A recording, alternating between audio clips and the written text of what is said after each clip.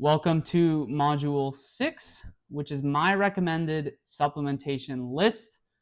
And I double checked with ChatGPT to see what they would recommend, and ChatGPT recommended almost the identical list, which I was pleased to see. Number 1, I actually did a little tier list. S tier supplement, creatine monohydrate. This is amazing for gym performance.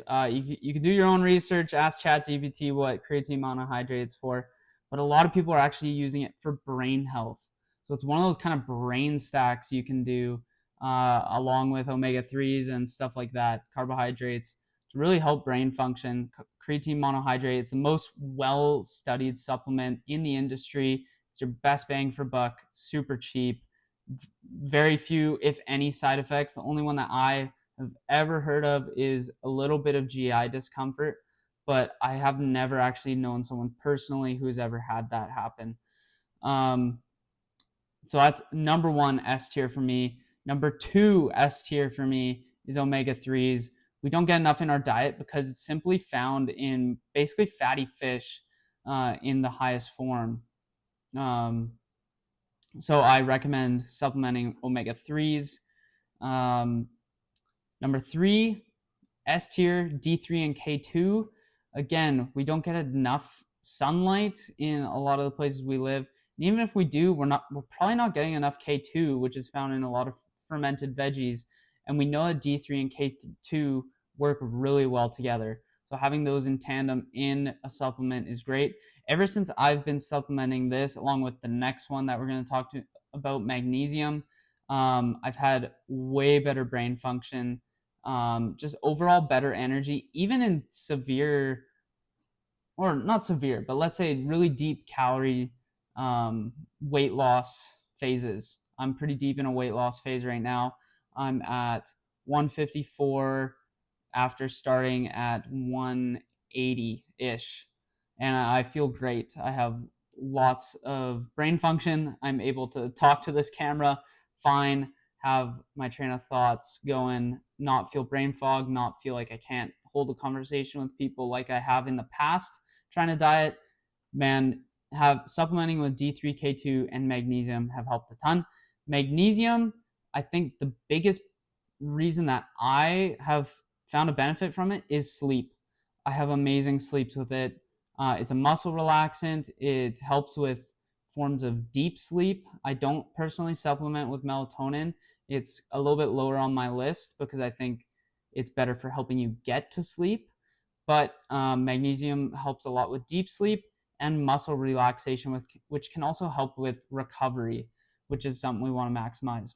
So that's my S tier, which I think everyone should supplement those things basically no matter what, because creatine, it's very hard to get that in proper amounts in food supplementation, and same with the rest of those other 3 in the normal diets that we have.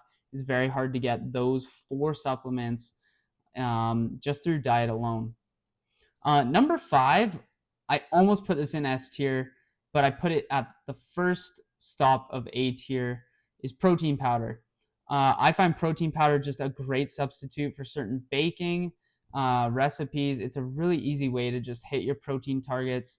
A gram per pound can sound like a lot to a lot of people who aren't used to eating high protein. But if you supplement with protein, you can get really creative with recipes and help with diet adherence and diet fatigue as well. You can really have some creative, fun recipes. Actually, today we just made carrot cake muffins. We made a brownie muffin from a couple creators on Instagram, and you could kind of make a fun family event around it. The next A tier item I would put, again, I almost put this in S tier, but you can't have everything in S tier, is a B complex plus vitamin C. The reason I put this in A and not S is I think a lot of people probably do get enough B vitamins and C. You get a lot of vitamin C just from stuff like oranges, broccoli, a lot of vegetables. So if you eat a lot of fruits and veggies, you won't really need vitamin C. If you eat a lot of meats, you probably won't need vitamin B. But it is a very kind of no risk supplement to take because it is water soluble. If you get too much of it, you just pee it out, but then you're topping up all your water soluble vitamins. Moving on to number 7, caffeine. I know probably a lot of people would put this in S tier. I put it in A just because it's not completely necessary. And again, I put caffeine, but coffee, tea, pre-workout. This one could also be dangerous if you have too much of it. If you have too much of it too late, you can also impede sleep. And yeah, I think especially teenagers are taking way too much pre-workout. Some of those pre-workouts have 400 milligrams per scoop, and the daily recommended dose for an adult is around 400 milligrams. So the average coffee has around 80 milligrams. A strong coffee, maybe 100, 120. So yeah, caffeine's a great stimulant. Helps with appetite suppression as well. Helps with brain focus, cognitive ability. Can even help with headaches, alleviate headaches. Caffeine can be phenomenal. That's a bit of a double-edged sword. So it's on my A. I could have even put it to B tier. In my B is melatonin.